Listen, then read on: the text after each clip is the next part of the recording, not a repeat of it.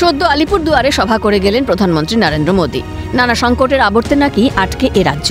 আলিপুরদুয়ারের জনসভার মঞ্চ থেকে নরেন্দ্র মোদী সরাসরি নিশানা করেছিলেন তৃণমূল কংগ্রেসের সরকারকেই। মোদীর কথায় হিংসা আর অরাজকতার মধ্য দিয়ে চলছে এই বাংলা। প্রত্যুত্তর দিতে ছাড়েননি রাজ্যের মুখ্যমন্ত্রী মমতা বন্দ্যোপাধ্যায়। সামনেই ২৬-এর বিধানসভা নির্বাচন। তার আগে যুযুধান শাসক বিরোধী শিবির ১ ইঞ্চিও জমি ছাড়তে নারাজ। সূত্রের খবর, এই পরিস্থিতিতে জুনের মাঝামাঝি মমতা বন্দ্যোপাধ্যায় দিল্লি যেতে পারেন।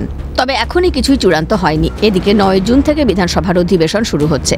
তাও মুখ্যমন্ত্রীর দফতরকে মাথায় রাখতে হচ্ছে। তবে দিল্লি গেলে প্রধানমন্ত্রী মোদীর সঙ্গে তাঁর দেখা হতে পারে বলেও শোনা যাচ্ছে। ১০০ দিনের কাজ আবাস যোজনার মতো প্রকল্পে রাজ্যের বকেয়া নিয়ে ২০২৩-এর ডিসেম্বরে প্রধানমন্ত্রীর সঙ্গে মুখ্যমন্ত্রী বৈঠক করেছিলেন।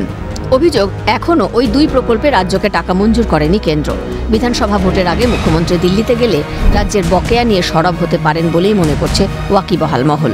রাজ্যের বকেয়া ১,৭৫,০০০ কোটি টাকা আদায়ের জন্য বিভিন্ন দপ্তরে বৈঠক করতে পারেন বলে সূত্রের খবর। একই সঙ্গে দিল্লিতে ২০ নম্বর রাজেন্দ্র প্রসাদ রোডে তৃণমূলের নতুন দলীয় কার্যালয় উদ্বোধন করবেন বলেও সূত্রের খবর। ইন্দ্রাণী দাশগুপ্তের রিপোর্ট, ক্যালকাটা নিউজ।